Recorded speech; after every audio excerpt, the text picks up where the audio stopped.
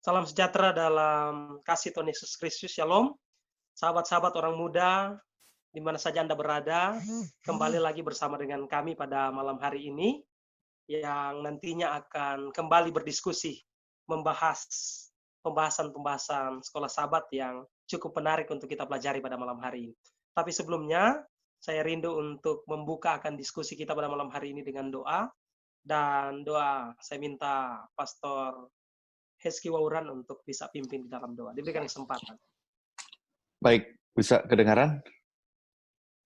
Baik, mari kita berdoa. Bapa di surga, terima kasih Engkau boleh memberikan kepada kami kesempatan untuk bertemu kembali pada saat ini. Kami hendak membicarakan firman Tuhan pelajaran sekolah sahabat yang kedua. Kiranya rahmat-Mu bersama dengan kami untuk menceritakan tokoh-tokoh di dalam Alkitab, yang nantinya juga di dalamnya ada seorang misionaris pertama yang diutus oleh Yesus. Biarlah Tuhan kesaksian-kesaksian tokoh-tokoh ini akan memberikan kepada kami pengalaman yang lebih menyenangkan, pengalaman yang lebih asik sebagai orang muda, sebagai pengikut Kristus di dalam berjalan bersama dengan Tuhan. Kami menyerahkan program ini, kegiatan ini ke dalam tangan Tuhan, di dalam nama Yesus kami berdoa. Amin. Amin. Terima kasih Pastor Heski yang sudah membuka dalam doa pada kesempatan ini. Tapi saat ini saya rindu untuk menyapa partisipan yang nantinya akan membawakan sekolah sahabat malam hari ini. Baik, selamat malam Pastor Kris Wasuhuk. Selamat malam. Oke, baik. Ya. Semua tentunya sudah kenal kalau yang mengikuti channel kami, tetapi saya akan perkenalkan kembali. Pastor Kris ini mengajar di, minta maaf, sorry, mungkin karena belajar sekolah sahabat. Pastor Kris ini melayani di cabang Sutoyo ya, yang ada di Jakarta Timur. Sutomo, minta maaf. Baik, yang kedua saya rindu menyapa orang tua muda ini yang sementara berbunga-bunga karena beberapa saat yang lalu baru sempat diizinkan Tuhan mendapatkan anak terkasih. Pastor Dedi Kurniawan, selamat malam. Yes, terima kasih Pastor Renly. Selamat malam. Mungkin juga ada yang mungkin nonton nanti pagi ya, siang, sore. Oh, minta maaf, kita harus salam semua mereka, pagi, siang, sore, malam. Kebetulan kita pagi, malam. Selamat malam. Siang ya. Kiranya penyertaan Tuhan menjadi bagian Pastor Dedi. Pastor Dedi melayani di Jemaat Menteng pada saat ini. Baik, terima kasih Pastor Dedi. Saya mau sapa juga kepada Pastor Heski Wauran. Apa kabar, Pastor Heski? Shalom Pastor Renly, teman-teman yang lain, puji Tuhan baik-baik saja. Baik, puji Tuhan. Pastor Heski melayani di Jemaat Salemba sekarang, dan biarlah saudara-saudara dapat menikmati pengalaman yang nantinya akan disampaikan oleh Pastor Heski Wauran. Dan yang terakhir saya rindu untuk menyapa Pastor Clary Koimbim. Apa kabar? Puji Tuhan. Baik-baik, sehat-sehat. Dihindarkan dari COVID. Oke, baik. Terima kasih Pastor Clary sebagai informasi melayani di Jemaat Cawang pada saat ini. Baik, kita akan masuk pada diskusi kita atau sharing pada saat ini, yaitu judul pembahasan sekolah sahabat kita, kesaksian yang menyenangkan, kuasa kesaksian pribadi. Nah, menarik di sekolah sahabat ini, bahwa walaupun kita mempunyai argumen teologi, pengetahuan di dalam dogma, ataupun komentar-komentar yang kita kuasai setiap hari, yang berhubungan dengan Alkitab, tetapi sekolah sahabat katakan bahwa tidak akan bisa melewati satu proses pengalaman hidup yang kita rasakan ketika kita berjalan bersama-sama dengan Tuhan, ya. Jadi kadang-kadang kita mempunyai argumen teologi yang besar, tetapi kita kalah dengan seseorang yang memang betul-betul merasakan kesaksian yang ketika dia belajar akan firman Tuhan itu, dia mengalami satu perubahan hidup dan dia bersaksi. Nah, pada malam hari ini kita akan belajar dan kita akan sama-sama menikmati berkat Tuhan melalui para hamba-hamba Tuhan, pendeta-pendeta muda yang hidup dan melayani di era milenial ini.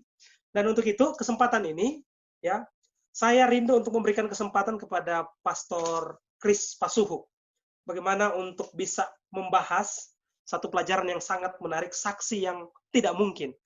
Apa yang sebenarnya tidak mungkin ini untuk disaksikan? Pendeta Kris boleh untuk memberikan pembahasan pada malam hari, pada saat hari ini. Baik, terima kasih Pendeta Renly Suling. Pelajaran kita hari Minggu subjudulnya adalah saksi yang tidak mungkin. Ini adalah gambaran tentang pandangan pada umumnya bahwa orang ini tidak mungkin menjadi saksi.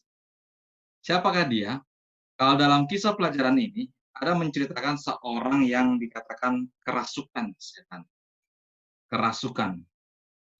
Tapi sebelum saya lanjut, di manakah orang ini berada? Dalam pelajaran kita dikatakan di sana dia berada di nama kota Dekapolis. Dekapolis ini adalah suatu kota yang cukup besar dan dari dua kata ya dikatakan dalam pelajaran kita, Deka 10, Polis adalah kota. Dengan kata lain, ini adalah rentetan kota sepanjang perjalanan di pinggiran Danau Galilea. 10 kota.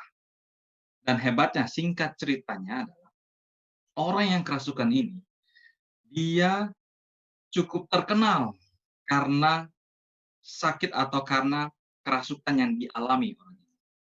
Jadi bayangkan dalam kota-kota yang ada di sepanjang pinggiran Galilea ini, pinggiran Danau Galilea, pantai Danau Galilea, orang ini sangat terkenal. Bayangkan apa maksudnya pandangan orang-orang saat itu tentang sosok seorang yang sedang kerasukan ini. Pasti adalah hal negatif. Karena dia sedang kerasukan. Tapi apa yang terjadi kalau kita buka dalam Markus 5 ayat 15 sampai 20, ini ada sebuah perjumpaan yang luar biasa dengan Yesus Kristus. Dengan Yesus Kristus. Apa itu? Yang kita tahu ceritanya di dalam kisah dalam Markus 5 ayat 15 sampai 20. Suatu pertemuan di mana ada kuasa dalam pertemuan dengan Yesus ini, yang di mana mengembalikan manusia yang rusak dan termasuk juga kerasukan ini diubahkan dia menjadi orang yang spesial. Saya akan coba share screen, ada tentang ayat Alkitab yang saya ingin angkat dalam diskusi saat ini. Dikatakan demikian. Mudah-mudahan muncul di layar teman-teman dan saudara-saudara. Saya highlight tentang Markus 5 ini, ayat 18. Jadi ketika peristiwa terjadi, pertemuan dengan Yesus, orang kerasukan ini, kita tahu bahwa bagaimana di ayat sebelumnya, akhirnya apa? Iblis ini melakukan seperti apa ya, tawar-menawar, dan akhirnya roh jahat ini pergi merasuki babi-babi itu. Di ayat 13. Dan apa? Akhirnya ketika babi-babi itu dirasuki, dan kawanan babi yang kira-kira 2.000 jumlahnya, karena ini banyak. Jadi orang ini kerasukan dengan roh-roh yang cukup banyak dalam dirinya. Dan ketika terjadi perpindahan subjek kepada babi, sekitar 2.000 jumlahnya itu terjun dari tepi jurang ke dalam danau dan mati lemas di dalamnya. Singkat cerita, ini menggambarkan tentang saksi yang tidak mungkin itu. Singkat cerita, terjadi perubahan yang sangat drastis terhadap orang ini. Di dalam Markus 5 ayat 15 dikatakan apa? Mereka datang kepada Yesus dan melihat orang yang kerasukan itu duduk. Duduk, lalu apa dikatakan? Sudah berpakaian rapi, sudah waras, orang yang tadinya kerasukan legion itu. Maka takutlah mereka. Masih dalam ketakutan masyarakat di saat itu. Tetapi pada posisi orang ini sudah terjadi perubahan oleh karena kuasa Yesus. Dia sudah berpakaian rapi dan sudah waras. Lalu ayat 18 ini yang saya mau katakan. Bagi saudara-saudara. Ketika pada waktu Yesus naik lagi ke dalam perahu melanjutkan perjalanannya, orang yang tadinya kerasukan setan itu meminta. Meminta apa? Supaya ia diperkenankan menyertai dia. Apakah diperkenankan oleh Yesus? Jawabannya tidak, saudara. Yesus tidak memperkenankannya. Tetapi ia berkata kepada orang itu, apa kata Yesus? Pulanglah ke rumahmu, atau saya terjemahkan, pulanglah ke Dekapolis. Ke semua orang-orang yang ada kenal pada kamu itu, yang dulunya orang dianggap orang kerasukan. Pulanglah ke rumahmu kepada orang-orang sekampungmu dan beritahukanlah kepada mereka segala sesuatu yang telah diperbuat oleh Tuhan atasmu dan bagaimana ia telah mengasihani engkau. Apa yang dilakukan orang itu? Pergi dan apa? Mulai memberitakan di daerah Dekapolis segala apa yang telah diperbuat Yesus atas dirinya. Dia tampil di hadapan kota-kota itu dengan perbedaan 180 derajat. Gambaran sebelumnya dia adalah orang yang kerasukan, dan gambaran sesudah dia menerima atau bertemu dengan Yesus, dia mengalami apa? Perubahan yang luar biasa oleh kuasa Tuhan. Yang menarik di sini saya mau highlight, karena tema kita masih judulnya tentang bersaksi. Kita lihat ya, ketika orang ini meminta untuk mau ikut menyertai Yesus, itu kan hal yang positif sebenarnya. Mengikut Yesus, mau menyertai dia dalam perjalanan selanjutnya, mau bersama-sama dengan Yesus, itu hal yang positif. Tetapi Yesus memiliki apa? Sesuatu pandangan yang jauh lagi. Dia katakan apa? Tidak bersama dengan Yesus, tapi apa? Pergilah, kabarkan kabar baik itu. Saya mau simpulkan di sini pelajaran untuk hari Minggu. Kita yang mengatakan saya menjadi pengikut Yesus, saya adalah pengikut Yesus, saya adalah Kristen. Pengikut Yesus melalui cerita Markus pasal 5 ini ditunjukkan dari bukan saja kita bersama-sama dengan dia, tetapi apa? Kata kuncinya, kebersamaan dengan dia dibuktikan dengan apa? Perginya kita bersaksi, menyampaikan kabar baik, berita kasih dan kuasa Tuhan. Itu saja. Terima kasih. Oke, baik, terima kasih ya Pastor Chris. Menarik yang sudah disampaikan oleh Pastor Chris. Tuhan dapat menggunakan orang yang kelihatannya tidak mungkin untuk membagikan kesaksian. Tapi ketika bertemu dengan Kristus, pertemuan dengan Kristus itu dapat merubah dan memungkinkan dia untuk menyambut akan pelayanan. Terima kasih Pastor Chris ya. Kita masih akan lanjut pada pelajaran-pelajaran selanjutnya. Dan nantinya sebentar kita akan berdiskusi mungkin. Nah, di sini kalau kita lihat bahwa saya dan saudara-saudara ataupun orang-orang muda tidak melihat secara langsung Yesus bangkit tentunya ya. Kita hanya bisa melihat itu tentunya dari kesaksian, yaitu penulis akan firman Tuhan. Tetapi ada orang-orang yang justru bisa melihat secara langsung ataupun mendengarkan secara langsung berita itu. Untuk itu mereka mengabarkan Kristus yang telah bangkit. Nah, secara spesifik, Pastor Dedi mungkin akan memberikan begitu banyak pengetahuan atau informasi tentang pelajaran hari Senin pada malam hari ini. Diberikan kesempatan, Pastor Dedi.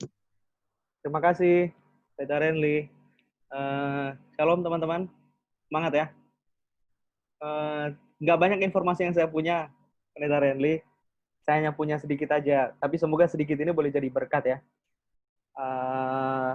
Menarik ini pelajaran sekolah sahabat kita yang akan kita ulas, pelajaran hari Senin ketika mengabarkan Kristus yang telah bangkit.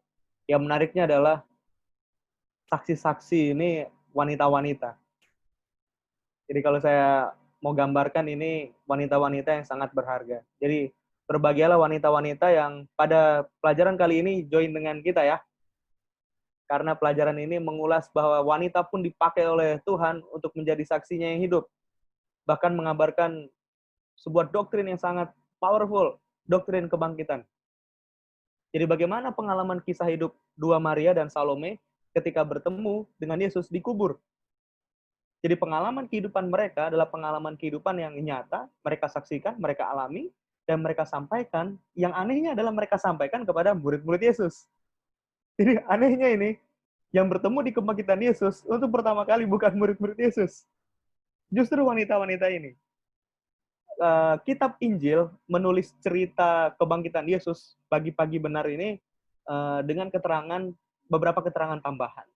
Ada yang bilang mereka pergi pagi-pagi benar sebelum matahari terbit. Ada yang bilang mereka pergi ke kubur Yesus matahari sudah terbit. Jadi bingung orang, yang benar yang mana ini? Mereka pergi matahari terbit atau matahari belum terbit? Atau jangan-jangan mereka pergi matahari sudah terbit, tapi hari masih gelap. Apapun keterangan yang diberikan, semuanya itu benar. Tergantung dari sudut pandang mana penulis menyampaikan cerita tersebut. Boleh saja mereka pergi pagi-pagi benar, matahari belum keluar. Dan ketika mereka tiba di kubur Yesus, yes, hari mungkin sudah harusnya terang karena matahari sudah terbit, tapi masih gelap. Kenapa gelap? Gelap karena kondisi kerohanian dari murid-murid Yesus. Di mana Petrus? Kenapa pagi-pagi itu dia nggak ada? Padahal Petrus bilang, Guru, langit runtuh pun, saya tidak akan pernah meninggalkanmu, Guru. Tapi di mana Petrus pagi-pagi itu? Justru yang datang ke kubur Yesus adalah para wanita-wanita ini. Jadi dalam hal ini kita para pria, apalagi panelis ini, mungkin sekali waktu kita harus undang wanita ya, di grup kita ya. Supaya kita bisa belajar tentang kesetiaan Berikut dalam kehidupan para wanita. Seperti dua Maria dan Salome ini. Apa sih sebetulnya yang bisa mereka harapkan dari tubuh Yesus? Nggak ada kan? Karena Yesus sudah mati. Terakhir kali mereka lihat Yesus kan hari Jumat. Dan tidak berdaya. Jadi sebetulnya, 3 wanita ini pergi ke kubur Yesus, nggak ada maksud apa-apa selain menghormati dan menghargai Yesus. Dan ketika mereka pergi ke sana, saya tidak yakin semua pertanyaan-pertanyaan yang membuat iman mereka goyah itu tidak dipertanyakan sama mereka. Kenapa? Karena begitu mereka sampai di sana, mereka saling tanya kan, by the way, siapa yang mau geser ini kubur batu ini? Tapi apakah fakta bahwa mereka tidak sanggup menggulirkan kubur batu membuat mereka tidak pergi ke kubur itu? No. Fakta bahwa mereka tidak sanggup, tidak mereka sangkal. Bahwa memang mereka tidak sanggup menggulirkan batu itu. Sehingga, apa gunanya pergi ke kubur Yesus kalau kita tidak bisa merempah-rempahi tubuh Yesus? Jangankan mau pergi menggulirkan batu, sampai di sana mungkin dicegah sama pengawal-pengawal yang menjaga kubur batu itu. Jadi banyak sekali alasan-alasan bagi mereka untuk tidak pergi ke kubur itu. Dan mungkin saja itu yang membuat kenapa murid-murid Yesus yang namanya sangat masyhur itu tidak hadir, absen pagi hari itu. Dan hanya wanita-wanita ini. Jadi ketulusan iman mereka, motivasi mereka, karena hubungan yang dekat dengan Kristus yang membuat mereka pergi ke kubur Yesus pagi hari itu.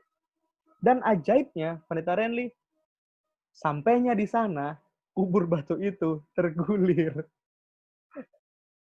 Mereka tanya itu pertanyaan, siapa menggulirkan batu itu? Begitu sampai di sana, tergulir. Kalau saja mereka tidak pergi, karena pertanyaan-pertanyaan tadi itu, mereka tidak akan pernah menyaksikan kubur batu ini tergulir. Setelah mereka saksikan kubur batu itu tergulir, akhirnya mereka boleh bertemu dengan malaikat. Bahkan dalam cerita, Yesus sendiri yang memberikan sambutan kepada mereka dengan sambutan Shalom. Peace be with you. Karena kabar baik, mereka pergi kembali ke rumah menyampaikan kepada murid-muridnya. Anehnya, ada juga murid-murid yang tidak percaya. Ini kan aneh. Murid-murid yang bertahun-tahun hidup dengan Yesus, yang selalu mengingat semua perkataan-perkataan Yesus, bahkan katanya Yesus akan bangkit pada hari yang ketiga, itu juga nggak masuk ke dalam pemikiran mereka. Tapi justru wanita-wanita ini dengan iman yang tulus, kepolosan dan kemurnian hidup mereka bisa menyaksikan pengalaman ini. Sekarang saya mau ambil pelajaran rohaninya ya. Dalam kehidupan kita, banyak hal-hal yang perlu kita lakukan. Walaupun ketika kita melakukannya tidak ada yang akan kita dapatkan. Terutama dalam pelayanan dengan Tuhan. Ada banyak orang yang punya sekian banyak alasan untuk melayani. Apalagi banyak orang melayani untuk mendapatkan berkat. Tapi tiga wanita ini, 2 Maria dan Salome, pergi ke kubur Yesus untuk tidak mendapatkan apa-apa. Jadi pelayanan yang muncul dari dalam sebuah kerinduan yang tulus untuk menghormati dan melayani Tuhan mereka. Walaupun nggak ada yang bisa mereka dapatkan. Pertanyaan-pertanyaan yang mencegah langkah kaki mereka untuk pergi ke kubur Yesus tidak menjadi halangan bagi mereka. Dan pertanyaan siapa yang menggulirkan batu itu bukan pertanyaan yang kurang iman. No, itu pertanyaan manusiawi bahwa dalam melangkah bersama dengan Tuhan pun kita akan mengalami kendala dalam hidup. Kendala bagaimana caranya supaya saya bisa datang tepat waktu ya pada hari Sabat ke gereja. Ini batu kubur yang masih tertutup. Gimana caranya saya bisa hari Sabat nggak ke gereja ya? Tidak berkuliah pada hari Sabat. Ini batu kubur yang tertutup. Dan kalau pertanyaan itu ditanyakan, itu bukan pertanyaan kurang iman, saudara. Tapi itu adalah pertanyaan yang membuat saudara buka mata. Dan menyentil kita. Apakah kita mau lanjut? Lanjut nggak nih? Hebatnya adalah iman mereka menuntun dan membuat langkah kaki mereka lanjut. Sehingga ketika mereka lanjut, kubur batu itu terbuka. Artinya, kita tidak akan pernah menyaksikan kubur batu dalam kehidupan kita akan tergulir kalau kita tidak punya langkah iman. Jangan dulu tunggu Tuhan gulingkan kubur batu kerja hari Sabat sebelum kita punya langkah iman untuk setia sama Tuhan pada hari Sabat. Jangan dulu tunggu Tuhan gulirkan kubur batu, hutang-hutang kita boleh ditutupi kalau kita belum setia sama Dia mengembalikan apa yang Dia miliki. Jadi artinya langkah iman kita mendahului apa yang Tuhan akan lakukan.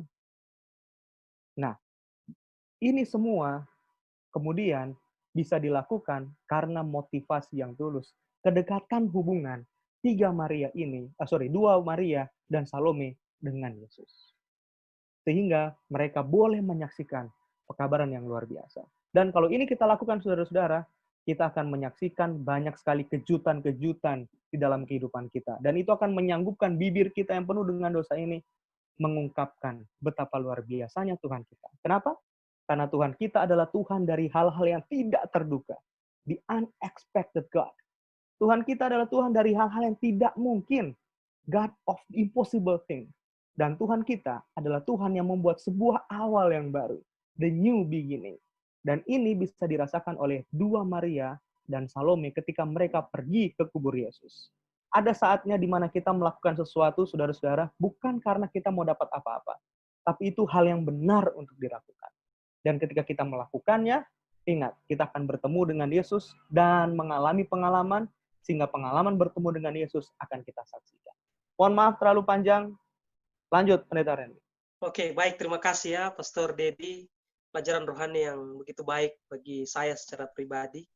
Di mana tadi kalau teman-teman orang muda, saudara-saudara di rumah lihat, bahwa di sini laki-laki, pria, murid Yesus secara langsung, mereka dekat dengan Yesus, bahkan mereka sering beraktivitas pelayanan langsung dengan Yesus.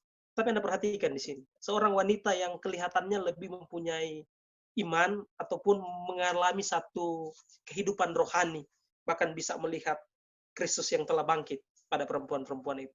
Jangan anggap remeh istri dan juga mungkin sahabat-sahabat kita perempuan ya.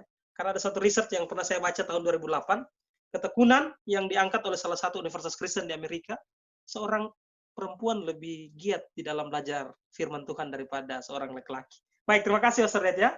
Boleh menjadi berkat bagi kita pada saat ini. Nanti kita akan berdiskusi dan masih pembahasan yang begitu menarik.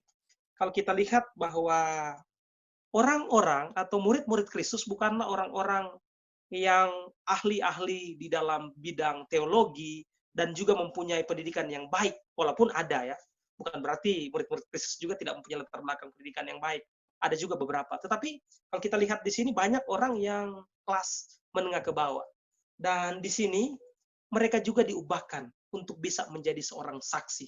Untuk itu Pastor Heski akan memberikan beberapa informasi dan juga aplikasi rohani pada saat ini bagi kita semua. Pastor Hes, diberikan kesempatan. Terima kasih, rekan Pendeta Renly. Poin terakhir dari Pendeta Dedi tadi katakan bahwa kalau kita bersama dengan Tuhan itu ada new beginning. Tuhan itu mau membuat kita memulai sesuatu yang baru.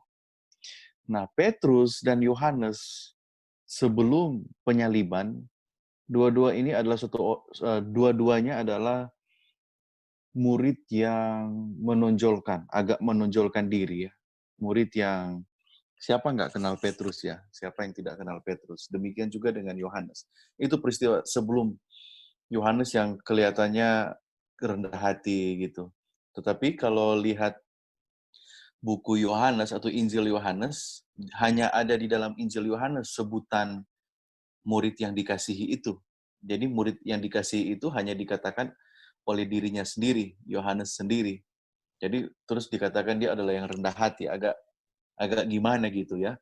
Terus Petrus yang kita lihat, tokoh murid yang berapi-api, seringkali berpikir kemudian setelah bertindak, itulah Petrus. Nah, peristiwa hari Minggu pagi itu, peristiwa hari pertama di dalam pekan itu, di mana mereka melihat batu yang menutup kubur Kristus itu telah terbuka, itu adalah boleh dibilang turning point dari dua murid ini. Itulah yang disebutkan oleh Pendeta Dedi bahwa ketika kita ada langkah untuk melakukan atau menurut firman Tuhan, itu adalah langkah bagi kita untuk memulai sesuatu yang baru. Petrus dan Yohanes boleh dibilang adalah tokoh yang mempelopori salah dua dari murid-murid yang rasul-rasul yang lain yang mempelopori kehidupan baru itu. Kalau kita lihat di dalam konteks pelajaran sekolah sahabat ini, poin pada kehidupan yang diubahkan membuat perbedaan.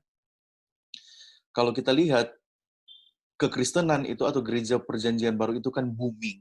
Booming itu pada saat Petrus berkhotbah, ada 3.000 orang dibaptis, pertambahan itu ribuan juga terjadi setiap hari ya, Kisah Para Rasul pasal 4 kan, bertambah-tambah setiap hari, ribuan malah. Nah, melihat peristiwa yang begitu luar biasa ini, popularitas kekristenan itu makin besar, dan bukan hanya kekristenan itu makin populer, tetapi dua orang ini, tokoh ini, Petrus dan Yohanes, popularitas mereka makin bertambah-tambah. Nah, di saat makin bertambah-tambahnya ini, popularitas mereka makin naik, Petrus dan Yohanes yang tadinya sudah diubah oleh karena peristiwa itu, dan ditambah lagi peristiwa di lantai atas di rumah di Yerusalem pada hari Pentakosta, mereka telah mengalami perubahan, dan sampai pada akhirnya ayat yang ada di dalam pelajaran sekolah sahabat kita ini, ayat hafalan itu muncul dari kisah ini. Ya. Kisah ini di dalam Kisah Para Rasul pasal 4 ayat 20, sebab tidak mungkin bagi kami untuk tidak berkata-kata tentang apa yang telah kami lihat dan yang telah kami dengar. Jadi ini merujuk juga kepada peristiwa hari Minggu pagi tadi yang diceritakan oleh Pendeta Dedi. Jadi bahasa yang lain yang digunakan di sini adalah impossible silence. Jadi sangat tidak mungkin untuk diam kalau kita sudah dibakar, sudah mengalami perubahan. Nah, teman-teman orang muda, umat-umat Tuhan yang boleh bergabung di dalam kegiatan ini, kalau kita sudah merasakan, kita melihat bagaimana Tuhan mengubah kita. Petrus yang tadinya keras kepala, Yakobus, Yohanes yang Boanerges, anak-anak gurun itu, karena mereka sudah mengalami perubahan. Jadi bagi saya secara pribadi gini, mereka ini ada turning point sampai mereka bisa mengalami perubahan. Peristiwa Minggu pagi itu adalah turning point bagi mereka. Peneguhannya itu terjadi pada saat Pentakosta. Sampai mereka mendapatkan kuasa untuk, makanya di dalam Kisah Para Rasul pasal 2 ayat 35 atau 38 itu, kamu akan menerima kuasa kalau kamu bertobat dan memberi dirimu dibaptis. Nah, karena Rasul Petrus sudah mengalami itu. Jadi apa yang saya mau katakan di sini, di dalam pelajaran ini, kehidupan yang diubahkan membuat perbedaan, karena mereka telah melihat, merasakan, itu yang membuat kehidupan mereka berubah. Dan kalau seorang yang telah mengalami perubahan di dalam hidup, impossible to keep silent. Ellen White katakan begini, saya baca dalam pelajaran hari Selasa, begitu seseorang datang kepada Kristus, maka begitu cepat pula lahir dalam hatinya satu kerinduan untuk memberitakan kepada orang lain betapa indah berkat persahabatan yang diperolehnya di dalam Yesus. Itulah sebabnya ketika mereka diperhadapkan kepada mahkamah agama, orang-orang mahkamah agama di dalam ayatnya yang ke-16 bilang, kami menghukum atas dasar apa mereka? Atas dasar apa kami menghukum mereka? Yang mereka lakukan itu semua benar. Tanda-tanda yang mereka lakukan itu tanda-tanda yang mujizat-mujizat yang hebat. Jadi yang saya mau katakan, melanjutkan apa yang dikatakan Pendeta Dedi, seorang yang sudah memulai langkah untuk percaya akan mengalami perubahan baru. Teman-teman orang muda, kalau kita sudah melangkah untuk suatu kepercayaan firman Tuhan, kita itu memulai langkah kehidupan yang baru. Apa bukti kita memulai new living itu? Adalah menceritakan. Kita tidak ada keengganan untuk menceritakan kebenaran tentang Kristus. Apa artinya saksi? Melihat, merasakan, dan menikmati pengalaman itu. Mungkin ini nanti sebentar kita akan dalami, Pastor Randy. Oke, baik. Menarik ya apa yang sudah dikatakan oleh Pastor Heski.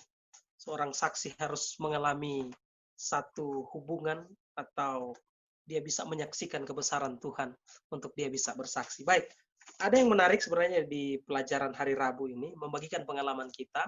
Tapi pada malam hari ini saya rindu untuk memberikan kesempatan bagi Pendeta Clary untuk lanjut pada kuasa kesaksian pribadi, dan kita akan kembali. Pendeta Kris akan menyambut itu dengan membagikan pengalaman kita, diikuti oleh teman-teman yang ada pada saat ini. Jadi boleh untuk nantinya kita akan bagikan pengalaman pribadi kita dengan Tuhan ketika kita berjalan bersama dengan Tuhan. Tetapi saya rindu untuk pergi ke pelajaran kuasa kesaksian pribadi. Nah, kita nantikan ini. Pendeta Kleri boleh untuk membagikan.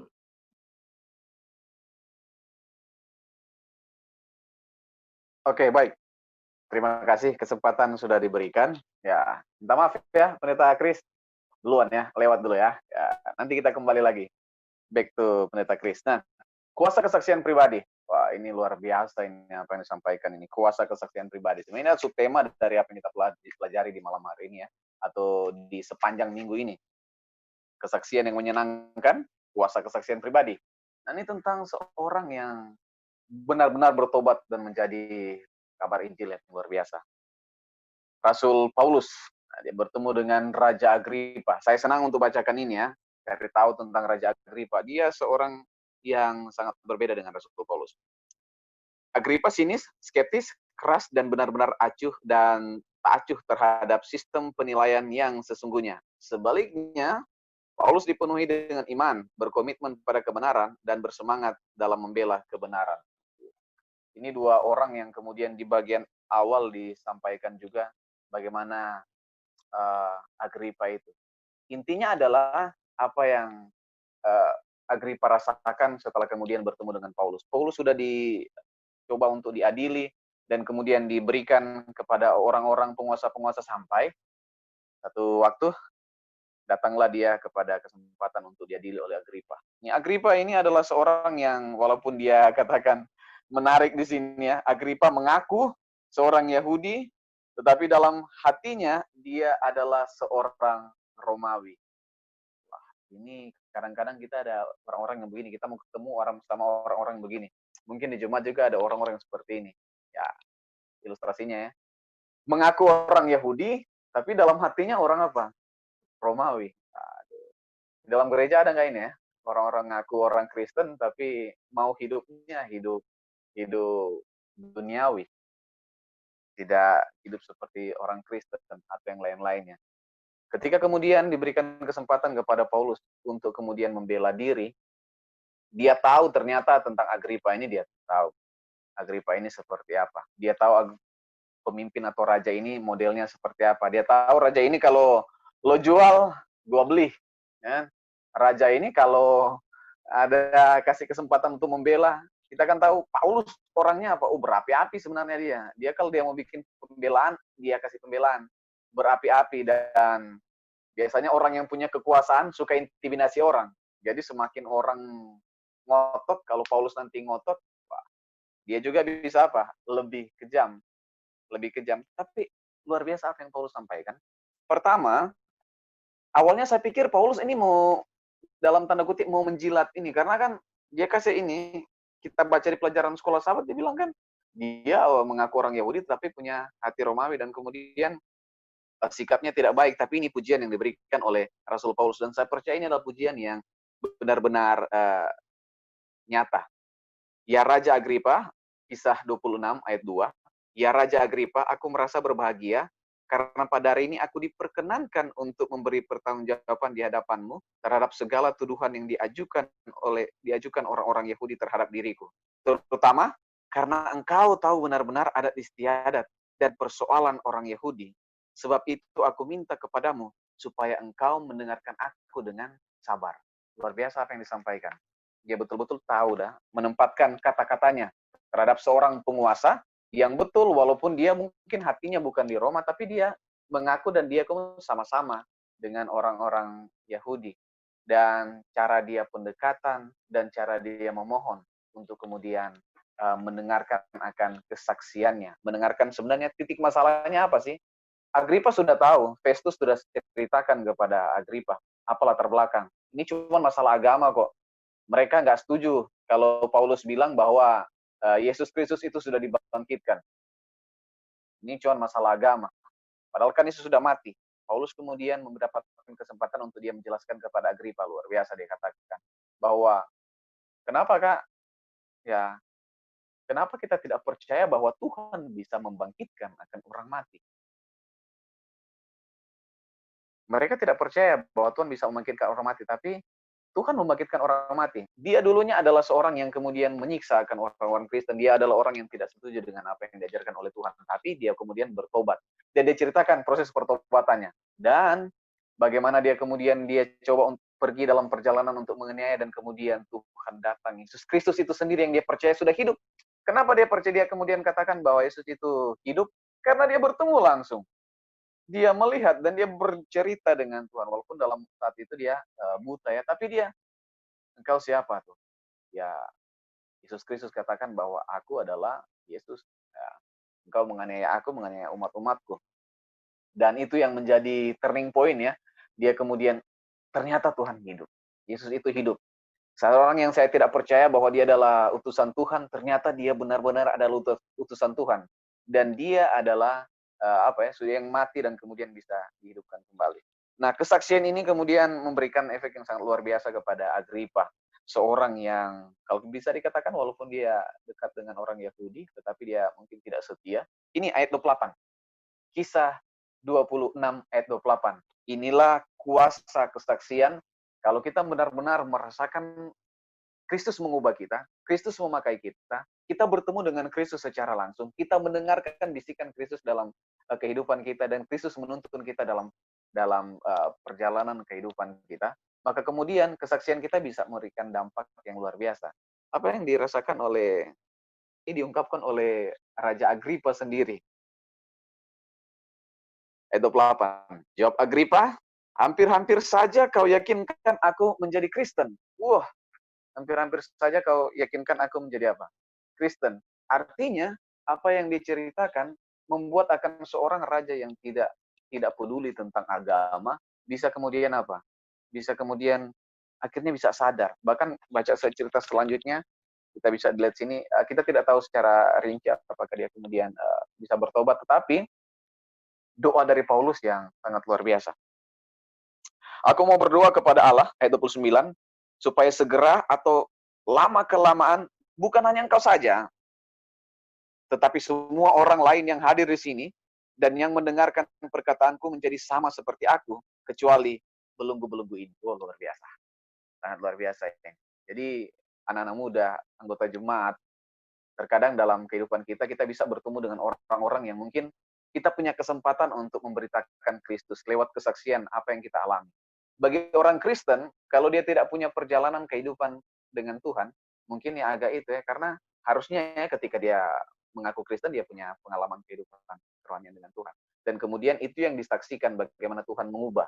Nah, efeknya bisa luar biasa kepada seorang, mungkin orang itu kecil, tapi kalau kita bertemu dengan orang yang luar biasa, orang yang besar, ya pintar-pintar kita lah belajar dari Paulus untuk kemudian mendekati seseorang, kita cari tahu dia punya latar belakang, kita kemudian berbicara dengan sopan, dan kemudian menyaksikan akan kuasa Tuhan yang mengubahkan kita, supaya efeknya bisa kepada orang lain juga. Jadi apa yang kita sampaikan bukan hanya sekedar kutip, tapi kita juga rasakan. Mungkin itu pelajaran kita bisa lihat kuasa kesaksian pribadi dari seorang Rasul Paulus. Kita juga punya pasti kesaksian pribadi-pribadi. Oke, terima kasih banyak itu yang bisa saya bagikan. Kembali ke Pendeta Renly, silakan. Terima kasih, Pastor Clary. Pelajaran yang baik pada malam hari ini yang boleh kita dapatkan ya. Jadi ada begitu banyak aplikasi rohani yang sudah disampaikan oleh pembawa materi pada malam hari ini. Saya menyapa dulu Pastor Roy Maringga. Selamat malam, Jawa Timur. Apa kabar, Pastor Roy? Saya lihat sudah dengan masih di unmute. Masih di mute itu, Pastor. Halo. Baik, apa kabar, Pastor Roy? Ya, terima kasih, Pastor Renly Suling. Baik ya. Selamat malam semuanya. Selamat malam. Oke, baik. Pagi, siang, sore, malam. Oh ya, pagi, siang, sore, malam. Siang, sore, malam ya. Pada saat ini, karena juga baru bergabung Pastor Roy, pada saat ini, saya rindu untuk memberikan kesempatan bagi kita, karena ini berhubungan dengan bersaksi. Nah, pelajaran hari Rabu ini memang membagikan pengalaman kita. Tadi saya sudah bilang Pastor Chris akan membawakan sedikit. Dan kalau boleh, dimulai dari Pastor Chris, Pastor Roy, dan selanjutnya kita juga membagikan pengalaman kita secara pribadi. Karena saya terkesan dengan salah satu di antara kita, Pastor Dedi ini punya kesaksian yang luar biasa. Saya dengar, aduh, merubah hati saya. Saya juga mungkin boleh untuk merasakan pengalaman itu yang dirasakan oleh Pastor Chris dan teman-teman yang lain. Kita tidak berteologi pada malam hari ini. Tapi saya memberikan kesempatan kepada kita, bolehkah kita untuk membagikan kesaksian, walaupun singkat, tetapi itu dapat menyentuh hati saya secara pribadi, bahkan para sahabat-sahabat orang muda, saudara-saudara yang boleh menyaksikan pada saat ini. Baik, diberikan kesempatan dulu kepada Pastor Chris, Pastor Roy, dan secara otomatis selanjutnya. Baik, terima kasih Pastor Renly. Membagikan pengalaman kita. Hari Rabu ini sebenarnya masih berkaitan dengan kisah dari yang diceritakan oleh Pendeta Clary, bagaimana kehidupan Paulus, pengalamannya. Kalau kita ambil cerita Paulus ini, itulah cerita nyata, pengalaman tentang kesaksian pribadi, pengalaman yang dialami oleh Paulus. Tidak hanya bercerita tentang dia menganiaya pengikut Yesus, tapi dia juga menceritakan bagaimana proses pertobatannya. Kalau Paulus menggunakan bukan lagi aku yang hidup, melainkan apa? Yesus, firman Tuhan yang hidup di dalam diri aku, kata Paulus. Ini menggambarkan bahwa pengalaman rohani seseorang tidak hanya berdasarkan masa lampau, masa lalu, tapi itu harus menjadi sebuah berkelanjutan. Kalau ditanya dalam kehidupan kita, sebenarnya kita harus menyaksikan dua hal yang kita alami dalam hidup ini, hari demi hari. Pertama, kita bersukacita oleh karena kasih-Nya, kasih Tuhan yang luar biasa. Lalu yang kedua adalah bagaimana kita memiliki perjuangan iman dalam berjalan sesuai dengan kebenaran firman Tuhan.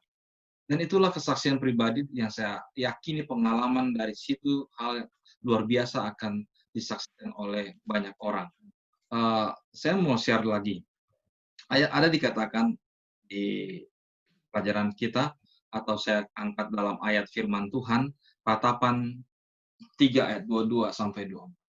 Kasih setia Tuhan tidak pernah habis, rahmat-Nya tidak pernah berakhir, selalu baru setiap pagi. Besarlah kesetiaan-Mu.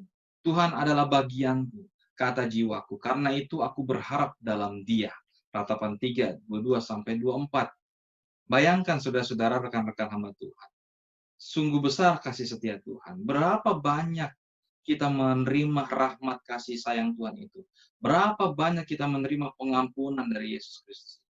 Berapa banyak kita menerima selalu berkat setiap pagi, nafas, kehidupan, lalu kesembuhan, atau dijauhkan dari segala penyakit. Maka itu adalah pengalaman, dengan kata lain, bukan diri lagi yang kita sampaikan, tetapi apa? Tuhan, oleh karena kasih setianya. Lalu yang saya katakan tadi yang kedua adalah, bagaimana kita hari demi hari berjalan selaras dalam kebenaran. Kita ketahui bahwa Matius 6 ayat 33, carilah dahulu kerajaan Allah. Pertama, seberapa kita menduluankan ibadah dibandingkan aktivitas duniawi. Kedua, mengutamakan tuntunan firman daripada tuntunan duniawi. 3, selalu mencari tahu kehendak Tuhan dengan membaca firman-Nya. 4, mengasihi sesama adalah mengasihi Tuhan. 5, turut memperjuangkan cita-cita Tuhan. 6 adalah dalam segala aktivitas hati tetap tertuju kepada Tuhan. Dan yang ketujuh, memiliki tujuan surgawi dan harta surgawi. Saya harus katakan ini. Seringkali saya menghadapi anggota-anggota orang muda juga, yang mereka bergumul di dalam pekerjaan mereka hari Sabat. Mereka bergumul di saat hari sekolah mereka atau kuliah mereka hari Sabat. Seringkali kita katakan, oh kamu harus setia, kamu harus katakan itu. Apa artinya? Kamu harus berdiri dalam kebenaran. Itu gampang kita ucapkan. Tapi saya pribadi, karena saya lahir di Advent, atau saya akhirnya banyak sekolah Advent, pilihan pendidikan saya pasti berhenti hari Sabat. Ketika saya juga bekerja atau melayani turun dalam kependetaan, maka otomatis saya hidup selalu sesuai dengan apa yang saya lakukan dalam firman Tuhan. Tapi orang-orang muda, orang-orang saudara-saudara kita, orang-orang tua, orang-orang manapun itu, ketika mereka berjuang, nah ini saya memberikan challenge. Ketika kita berani mengatakan kebenaran, berani berjalan dalam kebenaran, saudara-saudara, itulah kesaksian yang hidup, yang nyata, yang luar biasa. Saya kadang salut terhadap saudara-saudara orang-orang muda yang sedang berjuang ketika mereka bekerja harus memilih antara mau masuk kerja atau pergi ke gereja hari Sabat, masuk kuliah atau pergi ke gereja hari Sabat. Saya salut, saya hormat. Tapi saya berdoa supaya perjuangan iman itu menghasilkan kemenangan, yaitu tetap di dalam kebenaran, berjalan dalam kebenaran. Maka saya percaya, saudara-saudara, orang muda, siapapun itu, kalian sedang di dalam apa? Jalur, sedang membagikan pengalaman, bersaksi kepada orang lain tentang Tuhan Yesus Kristus dan kebenaran. Itu menurut saya. Terima kasih. Oke, baik. Terima kasih, Pastor Chris. Saya rubah pertanyaan saya, ya. Karena kalau membagikan pengalaman kita terlalu panjang. Tapi di sini kita tahu bahwa Paulus bertemu dengan Kristus ketika dia dalam perjalanan, ya, ke Damaskus. Saudara-saudara, teman-teman, pendeta-pendeta yang hadir pada malam hari ini, kira-kira kapan pertemuan Anda dengan Tuhan yang mungkin dapat merubah Anda secara pribadi? Boleh mungkin 1-2 menit, boleh sampaikan untuk menjadi berkat bagi saya secara pribadi, bahkan teman-teman ataupun orang-orang yang sementara melihat kita pada saat hari ini. Pastor Roy dulu. Berikan kesempatan. Oke. Baik, memang kalau berbicara tentang kesaksian ya, kita butuh banyak waktu karena kalau bersaksi itu setiap orang itu punya cerita yang ada dalam pikirannya dan itu yang akan selalu dia ceritakan kepada orang lain. Ya, tapi saya mau meringkasnya itu. Pertanyaannya dirubah ya. Pertanyaan dirubah. Kapan itu kita mengalami suatu pertobatan atau mengalami pengalaman dengan Tuhan ya, pengalaman rohani dengan Tuhan.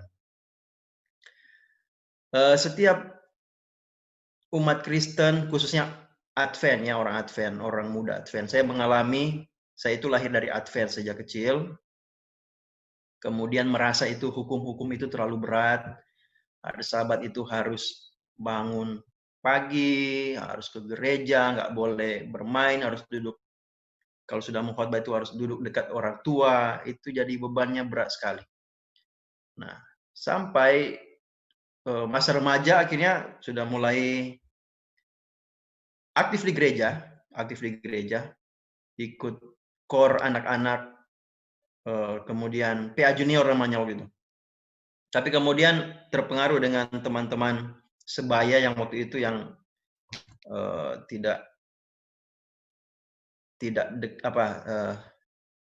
yang tidak seiman, bukan sesama anak Advent, dan akhirnya jalan sudah mulai menyimpang ya.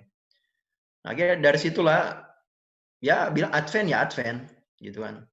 Sampai saya bekerja, tamat sekolah, kemudian bekerja, hingga pada saat di mana ada peristiwa-peristiwa yang terjadi, ya ada peristiwa-peristiwa yang terjadi.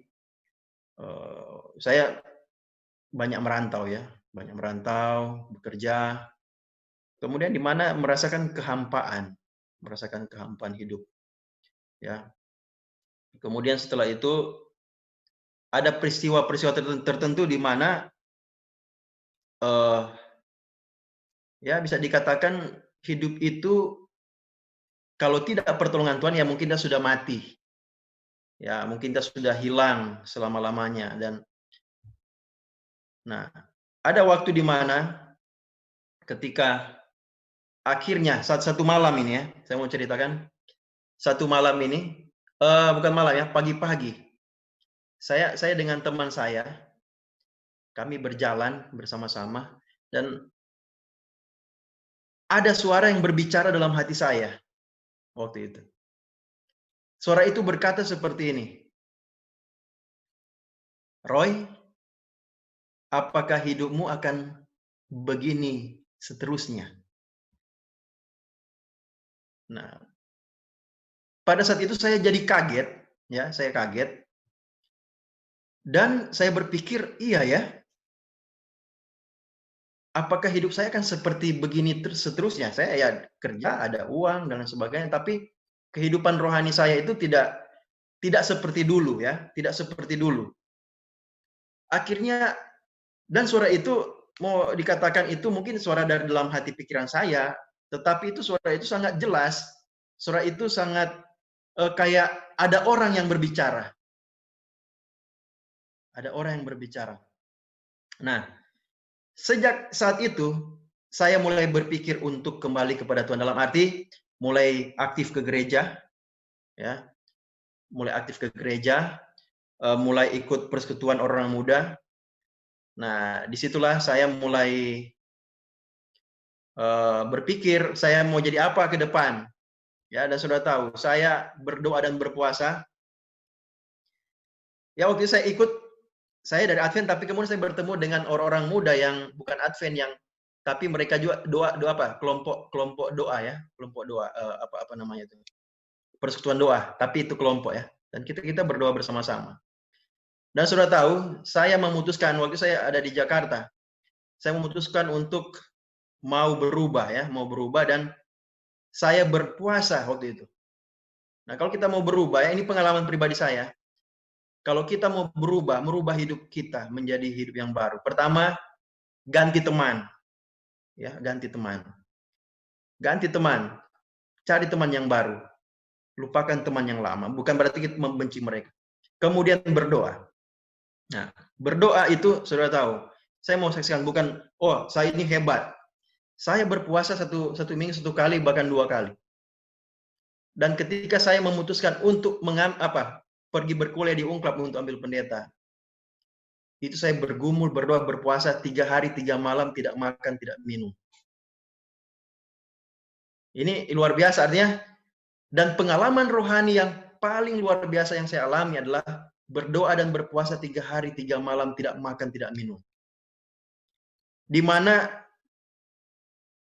pada situasi saya lagi lapar. Nah, jadi saya mau ceritakan sedikit. 1 hari puasa, lapar. Hari kedua, badan menjadi panas seperti sudah mau mati. Tetapi hari ketiga, saya seolah-olah berada di satu tempat yang sangat tenang, nyaman, indah, dan luar biasa. Ya. Nah, ini sudah terlalu panjang saya. Nah, tapi bagi yang mendengarkan kesaksian ini, jangan ikuti. Itu doa lama itu, doa puasa lama itu bisa berbahaya juga bagi saudara yang tidak siap, ya. Itu tidak boleh. Harus dari 1 hari 2 hari. Nah, mulai itulah kemudian saya pergi berkuliah, mengambil kependetaan, dan puji Tuhan sampai sekarang saya sudah melayani, sudah mau 11 tahun nih. 11 tahun saya melayani. Dan puji Tuhan, Tuhan tetap jaga saya dan saya tetap setia kepada Tuhan untuk melayani. Oke, itu saya mau bagikan, ya, sedikit. Jadi ada perubahan revival yang Tuhan adakan dan saya sangat bersyukur. Oke. Baik. Terima kasih. Pastor Roy, Sorry, ya. sudah agak panjang. Amin, Terima kasih, amin, Pendeta Roy. mantap, Pastor, mantap. Nanti Kita ada dialog-dialognya karena program khusus kesaksian. Ya. Iya, Ya. luar biasa, Kita luar biasa. Cukup pada malam hari ini. Jadi nanti dari sini kita akan closing statement. Minta maaf saudara-saudara sekalian, tapi alangkah baiknya satu saat kita akan buka untuk kesaksian pribadi, ya, Pastor Chris, di waktu yang akan datang. Baik, itulah saudara-saudara yang sempat menonton pada saat ini. Pengalaman pribadi dari Pastor Roy itu hanya bagian kecil. Saya percaya kita semua mempunyai pengalaman yang indah ketika kita diubahkan oleh Kristus. Untuk itu, sebagai closing statement pada malam hari ini, saya berikan kesempatan bagi rekan-rekan pendeta-pendeta muda pada malam hari ini, boleh untuk memberikan closing statement. Mulai dari Pastor Heski, dan Pastor Dedi, Pastor Chris, Pastor Clary, dan terakhir Pastor Roy. Diberikan kesempatan. Baik, terima kasih Pendeta Renly dan Pastor Roy yang sudah, kayaknya kita peak performance ya, performance yang luar biasa kita pada kesempatan ini, kesaksian senior, maksudnya ya, kesaksian Pendeta Roy itu luar biasa bagi kita. Sama seperti sesepuh. Memang dia itu seperti pembeda. Kalau orang nonton bola kan kayak ada pertandingan-pertandingan sebelumnya, tendangan bebas Ronaldo itu luar biasa banget gitu kan. Kehadirannya memberi dampak ya. Ada dampak, jadi ada dampak. Iya. Sama seperti Petrus Yohanes kan. Ini saya mau masuk closing statement. Mereka tidak akan ragu lagi untuk menceritakan tentang Tuhan. Tidak ada lagi keinginan untuk menahan-nahan sesuatu yang mereka telah alami, sesuatu yang mereka telah rasakan, mereka telah lihat. Oleh karena itu, kita juga sebaiknya seperti itu. Di dalam pelajaran sekolah sahabat kita ini, perubahan itu ada yang terjadi secara drastis, ada yang terjadi berkesinambungan, terus-menerus. Itu terus-menerus, perubahan itu terus-menerus, tetapi pertobatan itu ada yang secara drastis, ada yang perlu waktu. Itu kata Mark Finley dalam pelajaran sekolah sahabat, dia bilang, jadi tidak semua pertobatan itu secara tiba-tiba. Nah, oleh karena itu saya cuma mengingatkan kita, supaya kita bisa menjadi bersaksi dengan penuh kuasa, mari kita rasakan terus setiap saat. Keselamatan itu kita sudah terima, kita sekarang tidak lagi mengerjakan sesuatu untuk diselamatkan, tapi mari kita mengalami keselamatan itu. Bagaimana caranya? Menceritakan bagaimana Kristus sudah ada di dalam hidup saya. Terima kasih, Pendeta. Terima kasih, Pastor Heski mengalami keselamatan itu sendiri. Baik, Pastor Dedi, boleh closing statement? Ya, tanpa saya sadari ya, tanpa saya bisa sadari, kapan pertemuan awal saya dengan Kristus, sesungguhnya saya nggak tahu kapan awalnya. Karena sebelum saya menyadari pertemuan awal itu, sesungguhnya mungkin saya telah bertemu dengan Yesus, tapi saya tidak punya kepekaan rohani untuk menyadari bahwa itu adalah pertemuan saya dengan. Yang terjadi kemudian adalah puncak pertemuan itu, seperti yang tadi Pendeta Roy sampaikan. Puncak pertemuan itu yang kemudian saya rasakan. Karena sebelum saya menyadari saya sanggup mengasihi dia, dia lebih dulu mengasihi saya.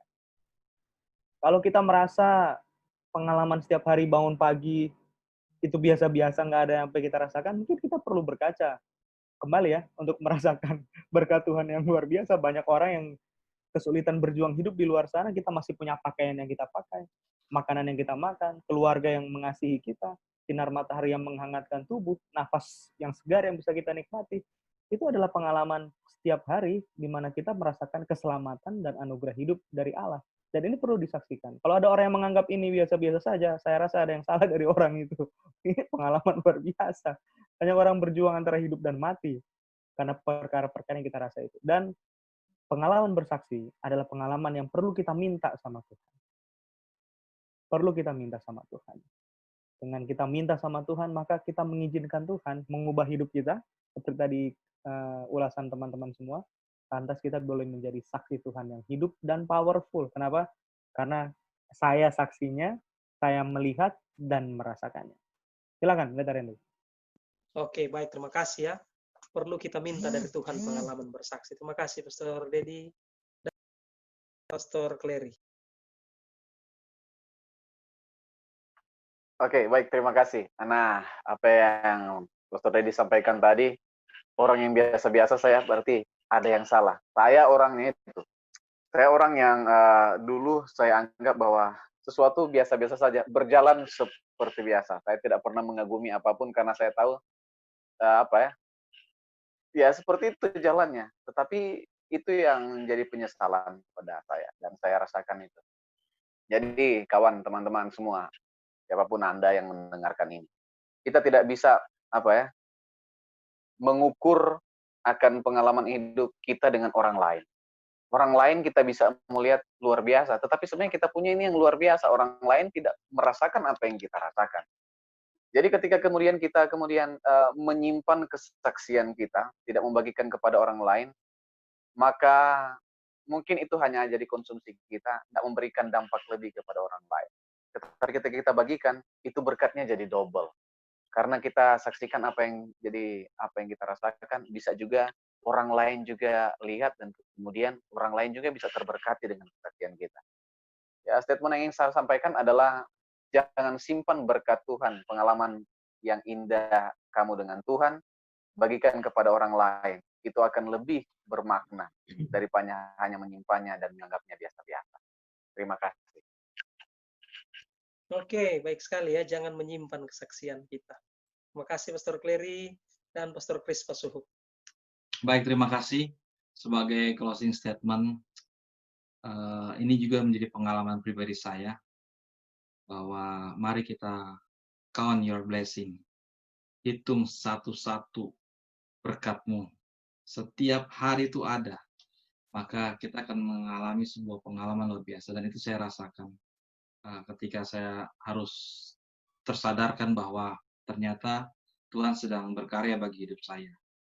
Ketika saya melihat satu persatu dari perkara paling kecil sekalipun, itu akan menjadi sebuah luar biasa pengalaman kita bersama dengan Tuhan, dan itu kita akan mengalami sebuah kuasa yang luar biasa dan menjadi saksi yang terbaik bagi Tuhan. Nama Tuhan dipuji, dimuliakan selalu. Terima kasih. Baik, baik sekali ya. Hitung satu-satu berkat. Tentunya kita tidak dapat menghitung, tetapi kita bisa membagikan itu kepada orang lain. Terima kasih Pastor Chris. Dan terakhir, Pastor Roy Maringka akan membawakan closing statement. Baik, terima kasih.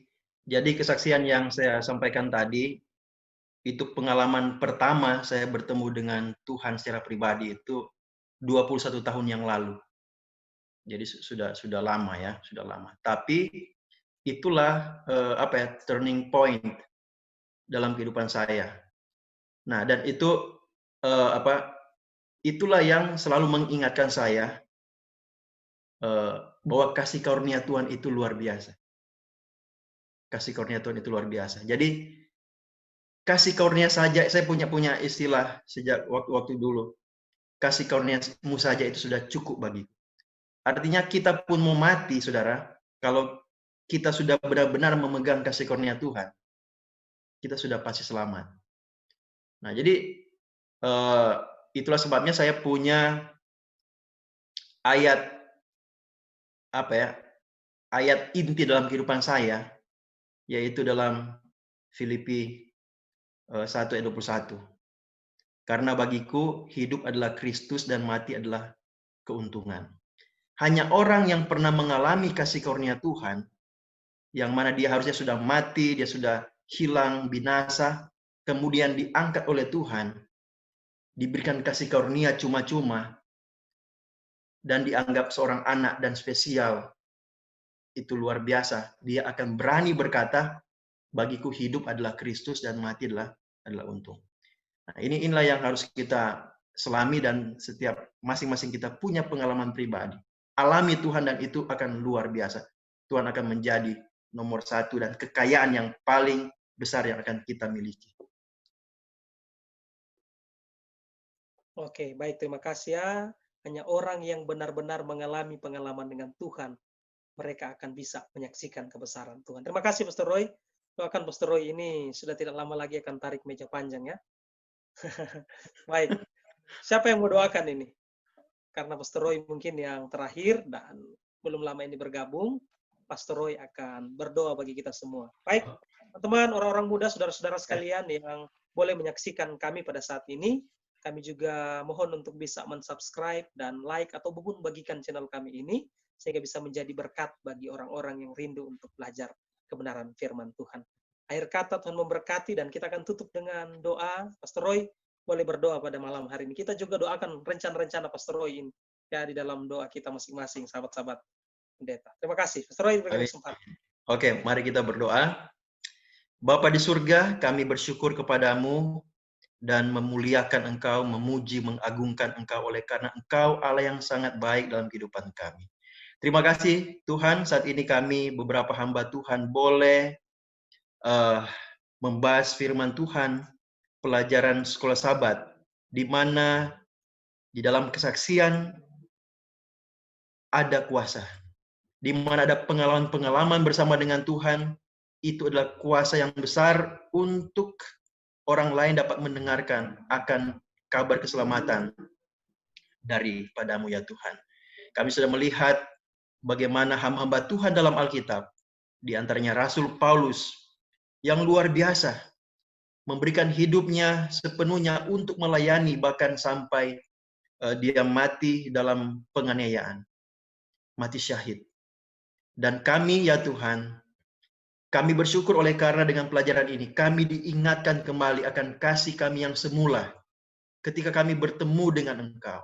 Dan saat ini ya Tuhan, biarlah Engkau boleh gunakan kami untuk terus menginjil, bersaksi dimanapun kami berada, sehingga semakin banyak jiwa-jiwa yang boleh mengenal Engkau, mengalami pengalaman Engkau, dan mereka boleh menjadi saksi juga dimanapun mereka berada, sehingga pekabaran Injil ini boleh disebarkan ke seluruh dunia, dan Tuhan akan segera datang. Bagi mereka yang mengikuti siaran ini, atau pelajaran ini, dimanapun mereka berada ya Tuhan, jamalah hati mereka, biarlah mereka boleh dituntun oleh Roh Kudus, dan mereka juga boleh menjadi saksi-saksi dimanapun mereka berada. Mereka boleh mengalami pengalaman dengan Tuhan, dan mereka boleh menjadi berkat untuk keselamatan, saluran berkat untuk keselamatan bagi banyak orang. Terima kasih Bapa di sorga, ampunilah dosa kami. Dalam nama Tuhan Yesus kami telah berdoa dan mengucap syukur kepada. Amin. Amin. Tuhan berkati.